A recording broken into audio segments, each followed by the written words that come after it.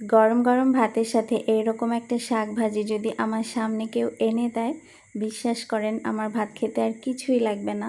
আজকে আপনাদের সাথে শেয়ার করব তিতা পাট শাক চেনার উপায়। অনেকেই হয়তো চেনেন আর অনেকেই চেনেন না। তো যারা চেনেন না আমার আজকের ভিডিওটি তাদের জন্য। আসসালামু আলাইকুম সবাইকে, আশা করছি সবাই ভালো আছেন, সুস্থ আছেন।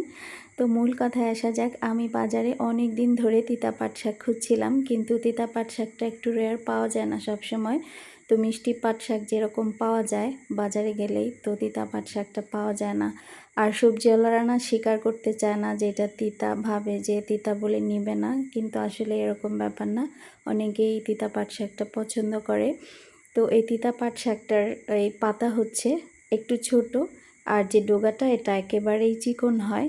তো এভাবে আমিও শুরুতে চিনতাম না, তো বাজারে যে দেখতে দেখতে আর খেতে খেতে চেনা হয়েছে। যাই হোক, শাকগুলো বেছে ভালো করে ধুয়ে নিয়েছিলাম। আর এখানে পরিমাণ মতো প্যানে তেল গরম হওয়ার পর 3টা বড় সাইজের পেঁয়াজ, 1টা রসুন আর 7 পিস কাঁচামরিচ খুব ভালো করে চিড়ে নিয়েছি যেন ঝালটা বের হয়ে যায়। তেলে ভেজে একটু সফট করে নেওয়ার পর শাকগুলো দিয়ে দিচ্ছি। একটু ভেজে দিয়ে দিব স্বাদ মতো লবণ। তো লবণটা একটু সাবধানে দেই, শাকে লবণ বেশি হয়ে গেলে একেবারে সর্বনাশ। কমানো যায় কি না আমার জানা নেই, আপনারা যদি কেউ জানেন শাকের লবণ কিভাবে কমানো যায় তো প্লিজ কমেন্টস করে জানাবেন। তো আমি একটু ভেজে নিচ্ছি আর কি।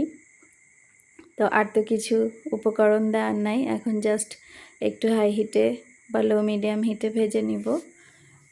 একবারে পানি শুকিয়ে ভেজে নেব।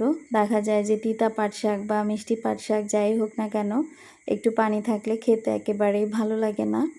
তো আমি ভেজে ভেজে পানিটা একবারে শুকিয়ে নিয়েছি, দেখুন। আর তিতা পাট শাকে এমনিতেই ভাজার পর একদম ঝরঝরে হয়ে যায়। তো খুব ভালো করে পানি শুকিয়ে ভেজে নিয়েছি। এবার একটা সার্ভিং প্লেটে নিয়ে নিচ্ছি। তো বাজারে তো তিতা মিষ্টি 2 পাট শাকই পাওয়া যায়। তো একটা খেতে খেতে যখন বোর হয়ে যাবেন তো অন্যটা ট্রাই করে দেখতে পারেন। এই একমাত্র শাক যেটা 2 জাতের পাওয়া যায় আমার কাছে মনে হয় আর কি। তো অফ ক্যামেরাতে আমি কিছু শুকনা মরিচও ভেজে নিয়েছি। পাট শাক ভাজিতে শুকনা মরিচ না হলে আমার কাছে মনে হয় পাট শাক ভাজিটা একেবারে অসম্পূর্ণ থেকে যায়। তো শুকনা মরিচটা দিয়ে দিচ্ছি। অনেক সময় হয় কি, মরিচটা ভেজে রাখলে একটু পরেই নরম হয়ে যায়। তো এই জন্য আমি ছোট একটা কাচের জারে কিছু লবণ দিয়ে তার ভেতরে রেখে দিই, বেশ অনেক ঘন্টা মচমচে থাকে। আপনারা ট্রাই করে দেখতে পারেন। তো আপনাদের সাথে গল্প করতে করতে আমার খুব সহজ একটা আর প্রিয় পাট শাক ভাজি শেয়ার করে নিলাম। তো আজ এ পর্যন্তই।